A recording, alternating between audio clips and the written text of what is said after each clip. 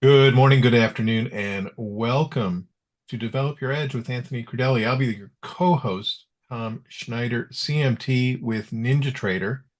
And before we get into the good stuff, I do want to remind everybody that futures and options trading contains substantial risk. Is not for every trader. You could potentially lose all or even more than all of your initial investment. That's why we recommend you use risk capital. What is risk capital? It's money you can afford to lose, doesn't keep you up at night, doesn't extend your retirement horizon. Also want to remind everybody that past performance is not necessarily indicative of future results, and what we talk about here in this program contains neither trade recommendations nor financial advice and should be taken only for educational purposes. And with that out of the way, it is my pleasure to welcome back, of course, every Thursday morning, Anthony Crudele. How you doing, Anthony? I'm doing great, Tom. How are you? And how's everybody doing out there tuning in today? Well, you know what? It's kind of an exciting time, right? It's a shortened week. It's practically it's Friday, but a lot happening today in the markets. Everything's good here in Long Island. We've got another sunny day. It's amazing. The weather's been so good, and I know you're in the land of sunshine, Anthony, so it's not a surprise to you. But it is something that we don't get too much in the winter months, so it's exciting when it happens. Yeah, spring or summer here pretty much year round in South Florida. And I love Easter time. It's one of Oh, my favorite times of the year. So I'm excited for this weekend. I'm a big fan of the ham. yeah. So yeah, I mean, I'm the guy who gets to the ham right away. But And before I'm we with you there. I'll say this, Anthony. You know, there's something about Easter time. It just brings a joy to the heart. So hopefully, it's time to spend with family a lot of times. Hopefully you can spend with family and friends. But there's just something about the turning of the corner for us in the winter to the spring, and it's just a good time all around. Oh yeah, no, I love it. And I'm looking at my notes for today, and we're going to talk about order flow cumulative delta.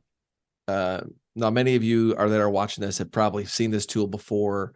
It's a tool. It's available on NinjaTrader. I use this coincided today. I'm going to talk about that with the order flow VWAP. And what I want everybody to get from today is, first of all, what is order flow cumulative delta? And it's just the net, what's bought on the offer versus what's sold on the bid. It's the net number. So if I buy 100 on the offer and then somebody immediately sells 50 on the bid, it's going to be a net positive flow of plus 50, right? And so one thing that I want everyone to understand is this is just a tool that I use to help understand confirmation of trend, contradiction of trend. Will we have follow through, or are people getting trapped? And so that's the number one thing that I want everyone to think about today as we go over the conversation and have that takeaway is confirmation, contradiction. Are they trapped, or are we going to get follow through? Because volume is so important because obviously, if you have volume that supports a trend, it tells you that there is a lot behind it, right? And so when you see the bigger players coming in and they're buying more on the offer or selling more on the bid, that tells you a lot about the confirmation of that trend. And there's a potential for a lot of follow through. So it's not something that I would use or I use specifically for entry. It's something that I use more for determining entry size and also how long I would potentially want to hold a trade or not how long I would want to hold the trade, right? Because volume up doesn't necessarily mean we go higher, and volume down doesn't necessarily mean we go lower, right? Because ultimately, price and where they're buying or selling can create a couple of different situations. You can create the squeezes, which I think we've seen a lot lately. And as I was going back looking at my charts, I was like, wow, there's a lot of squeezes into these closes to where I saw a lot of selling. And then the next day we'd rally again. And you're like, wow, man, no matter what's happening towards these closes, you see a lot of longs build up in the day, sell them into the close, open up the next day higher, buy them back, sell them into the close, open up the next day higher. And you think to yourself, wow, we've rallied pretty good. And even though every day we're seeing selling on the close, we keep going up. And so it's just important to understand that up volume doesn't mean higher, down volume doesn't mean lower. Sometimes up price with down volume could mean a lot higher. And so I just want you to think about that today as we go through the cumulative delta. Right. And this is a sentiment indicator. It's almost like saying, I want to know if this is a legitimate trend or if there's something in the volume that's telling me maybe this isn't as legitimate. I do like to, your idea that it could be that it's fine, right? If you see a lot of selling happening at the close and the market continues to climb, it doesn't mean that these people are necessarily long. They might be closing positions rather than opening positions. That's not really what we're concerned about here. It's really about that difference in those, where the bids and offers are. Yeah, and one thing I want to also explain to people that why that doesn't really work the way you would think. I mean, it does a lot of times, but not always. And it's because remember why futures were built. Futures were built as a hedging mechanism, right? So the S&P 500, a lot of people are using them just to short. So if you own a basket of stocks or you own a bunch of SPY or you're long a bunch of stocks today going at unemployment tomorrow where the markets are going to be closed, you might be selling some S&P futures to hedge against your portfolio. So that volume coming in isn't really day trader volume. It's some of the bigger guys coming in and selling against, their positions. And so that's why a lot of times people can be misled by like COT data for S&P. I personally don't think it works very well. A lot of you guys know Larry Williams. I've known him for a long time and I've talked with him many, many a times. And he's like, only use it for commodities. For the S&P, it's essentially worthless. And so when you put that into perspective, we don't need to look at that really on the bigger picture, right? But I like to hone in on the short term. And I think maybe we pull up the charts right away today and we get right into this because these examples are going to show you something that I think is extremely interesting. So the first chart that I'm going to pull up is a 60-minute chart. Now, what I like about the 60-minute is that for me as a intraday to multi-day trader, right? I like to do some intraday trades, and a lot of times I'm trying to hold positions. Majority of the time, I want to be in a position I can hold as long as possible, right? Because that means that I'm winning in it. I try not to hold losers very long. And so this time frame works very well for me, and it also allows me to sit back and see what is happening, maybe not in the big picture, because like I said, that order flow cumulative delta maybe doesn't matter too much on the really big picture because of all these different things happening within the S&P. But on my time frame as a day trader, this helps a lot. And what I do is the first thing that I do is I start and I take the auto-anchored VWAP. And people keep asking me about this, and I've gotten some questions on social media. And this auto-anchored order flow VWAP, people are saying, I see it, Anthony, but you have it anchored to that price specifically in these videos. How do you do that? Well, what I want you to do is when you pull up your order flow VWAP, you're going to look to the top here and you're going to see where do you want to reset it? You want it the session, the week, or the month? And so when I look at this 60-minute, I'm going to look at it on a weekly basis because I want to see what the order flow is doing relative to the order flow VWAP for the week. A lot of my positions are only carried Monday through Friday. I mean, sometimes I'm holding things through the weekend, but not too often, especially in this market. It's just too choppy. So I like to see it week over week, and I might change that as time goes by, depending on the environment. So that's how you anchor it. Now, when you come over here, what I did was I went back to last week and just showing this week. And I want to show some examples of the order flow cumulative delta tool, which is down here on the bottom. And once again, this is also another tool that you add in your tool chain. You put it in here. And you can see I have order flow cumulative delta. And I also should mention that I have this on the session, bid ask, and I also wanted to calculate on each tick. I don't want this data to wait till something closes. I just, you have on the bar close or on price change. I want it on every tick. Give it to me, baby, right? Let me know what's going on. So those are the basic settings for this. Now, what did I say at the beginning? Confirmation, contradiction. Are people getting trapped, or is it representing follow through? And what's really interesting is let's go back to last week. And what I look for is, here's the beginning of the week all the way to the left of the chart. And I like to use the VWAP just to see where we are trading relative towards it. A lot of you guys know that I talk about this a lot. It's just a good sentiment check. If we're below it, it's really telling me more we're bearish. If we're above it, it's really telling me more bullish, not necessarily for an entry type signal. But you look at the order flow cumulative delta, and the first couple of days of last week was pretty flat. You saw us just chopping around the order flow VWAP and just not much happening, right? Above it, they're selling it. below it, they're buying it, and the market's just kind of chopping. But then you see this move here towards the end of March 28th, right? You see this thrust of buying that comes in, and then we get a close back above the anchored VWAP for the week. What did I say at the beginning? Confirmation, contradiction. Before this point, we see a lot of chop, and we just really have no clue what's happening.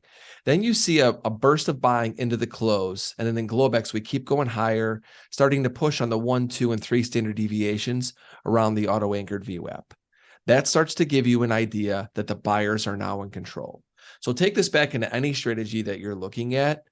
The buyers are now supporting something that you're looking at, right? You're looking at a close on a daily above an auto-anchored VWAP, and you start to see the price move up with it. So this is a confirmation. What gets really interesting is look at towards the end of each of these days to the end of the week, right? At the end of the week, you see we start getting to 1, 2 standard deviation moves, right? And this is above that VWAP. And look at what happens towards the end of every close. Buyers all day, squeezes into the end. Some will say it's margin calls. Some will say it's this. Doesn't really matter. Once again, I'm not looking for the why as much. I'm looking for is what is the reaction.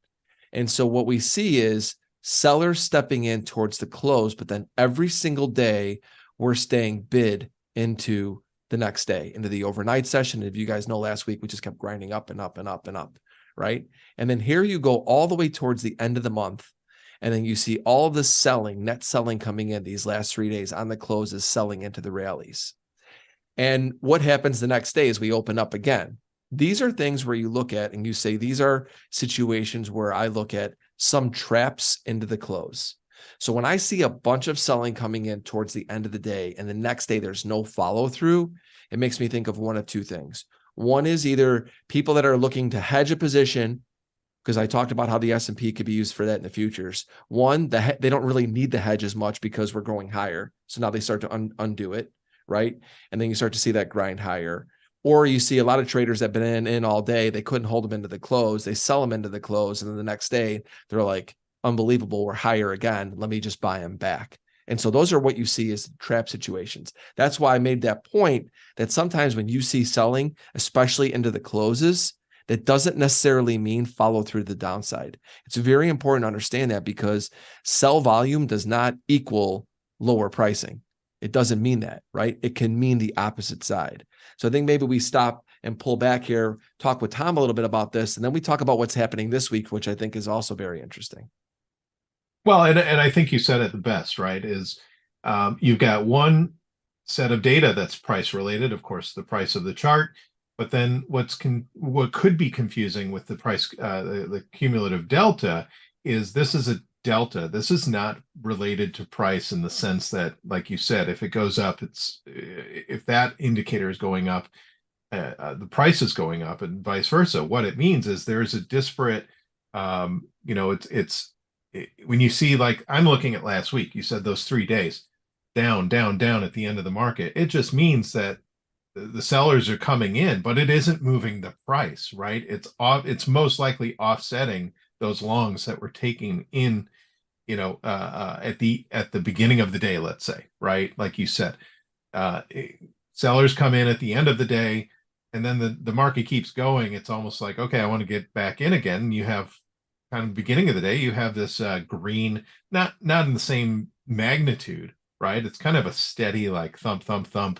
During the day, the green is getting increasing. There's a little bit of offset kind of midday, 2 o'clock area, and then it falls off. That to me, when you understand what cumulative delta is doing, that to me makes perfect sense. Yes. And I want to talk about something else that I think is pretty interesting when you look at it, because as traders, I'm going to talk about how you could put some of these things into play. Right? How can you take some of these things that we're talking about here and add them to your strategy? Because this is a tool to where I don't believe it's a strategy in its own, but what I do think it is, it helps you see some things that maybe can be a good confirmation to what you're looking at, right? So they may not necessarily give you a trigger with order flow. And then there's guys out there like Order Flow Labs that have amazing tools that you can build strategies around. But when it comes to just the basics, of what this is and how to actually become a better executor of your strategy, I want to show you some things that I think are very important and very interesting as to why I set up my chart like this when looking at order flow. So when we go back to the 60-minute chart, one thing that you want to look for and why I keep the standard deviation bands up is for the S&P, very seldom do we have much violation of a 3 standard deviation around a VWAP. Okay. It doesn't happen often, right? I mean, you could put a 4 standard deviation up there and maybe for 6 months, you may not see one, right? So that goes to show you that anytime we get to a 3 standard deviation move in S&P, and I've talked about this for Bollinger Bands as well, it is a rare occurrence. Okay. So when you see things like order flow pushing into a 3 standard deviation, and it pushes it and pierces it by a little bit, and you look at order flow and almost look at the order flow amount of volume that comes in, that net number, because this is based upon each session at the bottom here, you could almost get a sense of how much order flow almost becomes resistance coinciding with a standard deviation. So what do I mean by that? Again, maybe it may not be the clearest. What I mean is that when you see order flow, let's just say here, get to, 20,000 plus on the buy side, right? And you see that price is moving up, but you're moving into a 3 standard deviation anchored VWAP line. And you see that it's struggling to stay above it, right? If you look at this almost every single time, they're reverting back to at least the 2 or the 1 standard deviation. This goes back to where up volume doesn't always mean up.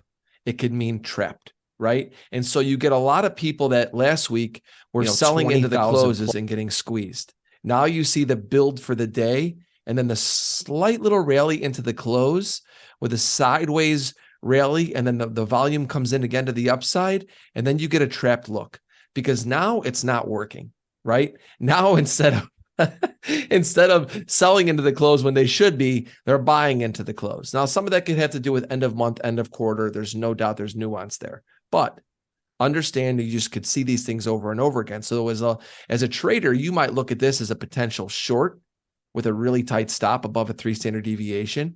Or if you've been playing it alongside, this is a trigger to say, look, at volume is pushing into a 3 standard deviation and we are not getting follow through. We keep getting reversion. Maybe if you're trading around a core position, you're rotating out of it or you're getting flat. And it's extremely important to see this because then what I like about the anchored VWAP is that once we pierce it and I see that the volume down here has been really pushing higher, pushing up, and now you can't get above a VWAP, look at where we are now. So now what I think is very interesting about this current moment is that you're seeing all of the order flow coming into the buy side pretty much. It's all staying steadily positive pretty much every day, right? So you see a strong day the first day of the month, strong day the second day, third day a little bit flat, today a little bit flat, obviously 3-day weekend, unemployment tomorrow, kind of a weird day, but overall it's relatively flat. But for the week, it's up, but it can't get above the VWAP. So once again, price is showing us something, telling us something, and volume telling us something different. Volume is telling us that we should see the market probably try to keep going higher because you're accumulating long positions in the sense of the net cumulative delta. But price is telling us it's not working, so there's more sellers on the offer. So the buyers are buying into an offer that they can't get through. And so the sellers aren't really coming in aggressively selling, which you could see here as price continues to go down. What you see a lot of times those longs that are buying into offers are just rotating out of them. So the delta stays relatively neutral, but they're trying to buy it, but they're not achieving what they want in price. And so once again, as a trader, this tells me that this is where you see a lot of squeezes lower. And so maybe, just maybe, we see a spike lower like we saw of some of these in the past last week. That might be the time to buy, which is like psychologically, you might say to yourself, well, why is that? Well, now maybe those longs are tired of being in, and that little puke could be the time to step in and get long. So these are things to help you think outside the box, right? And this is to help you start becoming a better executor of your strategy when looking at cumulative delta. Well, I like the way, Anthony, that you explain that, because when we think of volume, generally volume kind of supports price, right? So if you see a price move and traditional volume isn't there, well, okay, you can kind of see maybe that isn't a legitimate move and the market reverts. This is kind of flipped, right? Here's a big move on the cumulative delta, but price isn't supporting it. Don't expect follow through. I think that's really interesting with the cumulative delta. It's kind of switched from what we're used to with volume, but the way you explain it, I think makes perfect sense. Yeah, as a trader, a lot of times I like the extreme push is higher in delta and the extreme push is lower as entry points, because a lot of times those are stop runs. And that means that they're just people that eventually are saying, I just want out, just get me out. Anybody who's been in a position where they don't want anymore, a lot of you are working stops and that automatically gets you out. But then there's a lot of traders that have really, really large positions that aren't necessarily always working stops, and then they're going to rotate out of them. Or you see a bunch of hedgers come in because of a price violation, and all of a sudden that those come in and they create a bunch of volume and they create a wick that you would be used to looking at in a candle, but you're actually creating a wick in volume. And sometimes those extremes and those 3 standard deviations are really good entry points, whether they're for scalps or they're for longer term trades. And it's extremely important to keep an eye on this, because sometimes if you go back to last year, last year I saw a lot of selling in the cumulative delta and a lot of follow through. So from January through April of last year, it was not like what you're seeing here. It was a very different environment because the selling was following through each and every day, and we were staying below VWAPs and we were following through in lower pricing. So you have below VWAP, lower lows, and selling in volume, which just tells you as a trader, it's a very clear look, sell the rallies. Right now, we don't have that. I mean, this is why the S&P is choppy. I mean, there's other reasons, but this is one thing that you could see that the market is giving you the feedback to say volume is competing with price, and they're not on the same page a lot of the times. And that's why you keep seeing squeezes higher and squeezes lower, and you ultimately don't have much of a trend, because this is what happens when volume is arguing with price. And, that's just the way market works. You mentioned the wicks on the cumulative delta. Can you explain? It doesn't seem like there are a lot of wicks, but they do occur. Like what's happening right now. Can you explain why that is? Is there some dynamic that I'm just not seeing? That's, volume to me traditionally has been, bar charts. They're just additive, but this isn't that. This is a net number. So yeah, of course there will be wicks, but can you explain why there don't seem to be so many wicks? Well, because especially when it comes to the S&P 500, the book is so thick and there's so much liquidity that you don't see a lot of wicks in the S&P. I would guarantee if you pull up the NASDAQ or the Russell or the Dow, markets that don't have the trading book that the S&P does, you're going to see different wicks, because some players might come in and that volume is just a large print at one time. With the S&P, a majority of the wicks you're going to find are going to be on closes, on opens, and on data points. Right? Because at that point, everyone's going to try and be almost one-sided. And the bigger players, for the most part, are always doing a majority of their orders on the open and on the closes, because that's when the most liquidity is coming into the market, because pretty much everybody that has a position is either going to add or remove some near an open or near a close. Closes especially because of so many different reasons, margin calls, what's happening the next day. Remember, a lot of these stocks aren't open at night like futures are, so people are hedging stuff. There's just all sorts of positioning being done on the closes, and therefore you see a lot of wicks. And that's why in the S&P, you're mostly going to see that, probably in the 10-year as well. But you could probably look at this in gold, oil, and some of these other markets, and you're going to get a little different look, and you've got to get in tune with what that is. And I just want to go back to even today, like the wicks. So look at today. Look at how you see like these wicks here for today, where it's like, oh, let's be a bunch of sellers. Oh, let's buy them back. Let's bid them up and let's sell them back. And what you're seeing is you're just seeing locals, traders going back and forth here. And we're not getting that dominance on one side or another. And what's the reason? Well, tomorrow's unemployment. It's a 3-day weekend. If you're buying into a rally today in the S&P or selling into a break, you're just buying into these standard deviation moves where you're seeing rotations back. So this is another way to look at when you see delta like this, it's telling you that we are most likely very range bound. There's no dominant player in the market. Awesome. Thanks for that. Turtle is one of our regular viewers of the bookend shows, and he watches our show here and says you're very excellent at trader psychology. So a little bit of praise from our regular viewer Turtle.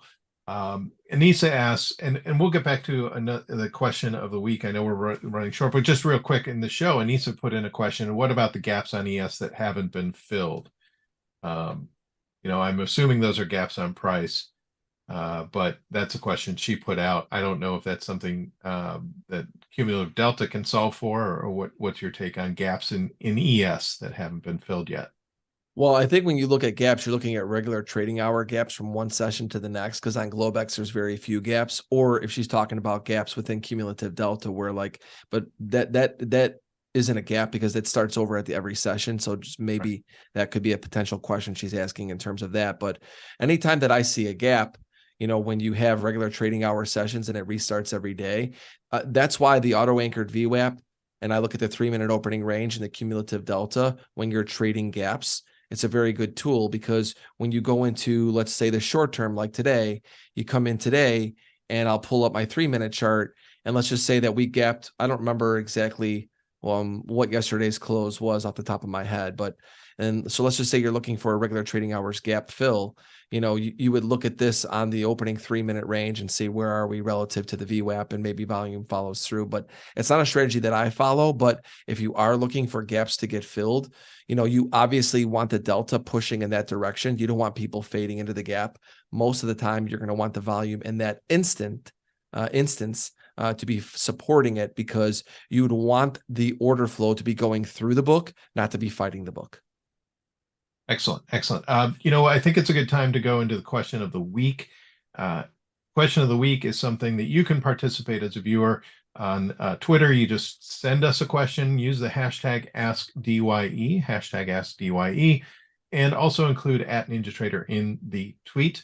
And if we like it, we'll use it. And if you're in the United States, we will send you a nice little gift for participating. This week, though, Anissa, who is not in the United States, she had a great question that's pertinent to what we've been talking about. Please tell us more about delta divergence. I think you've done quite a bit on that today, Anthony, but how insightful it might be on different time frames. So you briefly mentioned the 3-minute chart just now. You had the 60-minute chart up. Is there anything that you might look at different time frames for? Not really. For me, because intraday delta is intraday delta, right? The weekly delta is the weekly delta.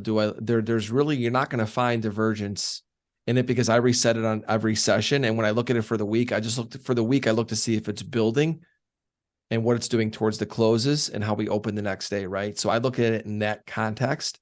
So I don't really look at it any other way besides that.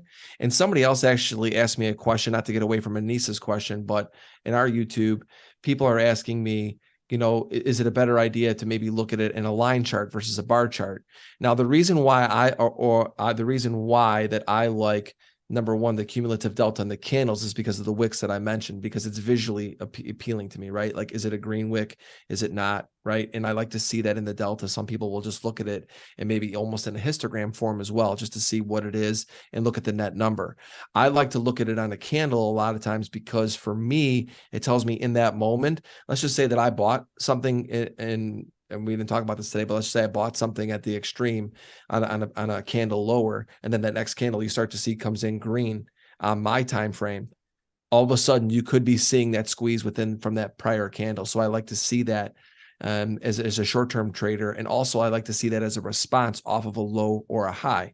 Do you see a squeeze into something? And is it starting to come back? Like, does that volume immediately start to reverse? A lot of times when you're making highs or lows, and a lot of people, you guys are all familiar with like market profile, when you make that single tick higher or single tick lower, they don't spend a lot of time on that higher or low. That's why it's a single tick in market profile. So a lot of times what you'll do is you'll see a surge in and you'll see a semi-surge out. It may not be as big out, but sometimes it is. And I want to see on that next candle, on that next time frame, am I seeing the opposite occur? And that will help you determine tops or bottoms. Not that we necessarily look specifically for that, but in that short term, it really does help me.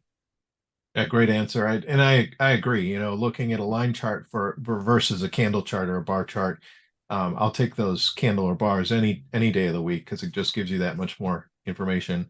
We're getting close to time, Anthony. I know you have one more little bit of a business to take care of. Yeah, and also another question I just want to quickly address. Stan in my YouTube channel is asking me about if you could see this on daily charts. You could see this on any time frame. I think the 60-minute is equally as good as a daily. I like it as much because I could see a little bit more within it. But yes, you can just pull up a daily chart and see the bar for the day and see the net number. The reason why I like the 60 is you can see more of when that intraday high or low is made, and so it gives you a better, once again, context of the situation where that spike occurred, versus like on a daily, you might just see it up 10,000 on the day. Well, did it happen on the open, the close, the middle of the day? And I kind of want a little bit more information, but once again, to each his own.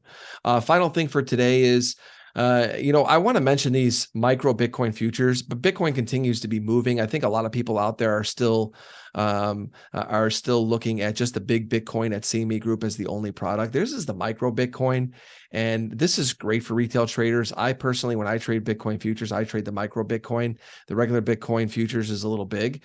This micro Bitcoin, you could definitely go there and learn about it. It's 1/10 the size of one Bitcoin, so it allows you to get access to Bitcoin if you want to trade it. And that sucker's moving pretty good lately. And I just wanted to let people know, give them some awareness that if you go to CME Group, you could just pull up the micro Bitcoin right there on NinjaTrader. I've done it many, many a times. So that was it. Awesome. Thanks, Anthony. That's really interesting. And thank you for coming again another week. Hope you have a great Easter weekend. Yeah, you as well, Tom. Everybody out there, if you are participating in the Easter weekend, I wish you guys all the best. It's a great time. Make sure you tune out for the weekend. It's important. Markets will always be here. Family won't. So take the time off. I know that I really cherish every moment for these holidays, and I truly tune out. Ham and wine for me this weekend, everybody. Hope you have a great one. Excellent. Thanks, Anthony, and thanks to the viewers for participating. And we'll be back in about an hour, actually, with Larry Williams. We'll be here with the Special Traders Workshop, and we'll see you next week back here on Develop Your Edge. Have a great trading day. Larry's the best. Tune in.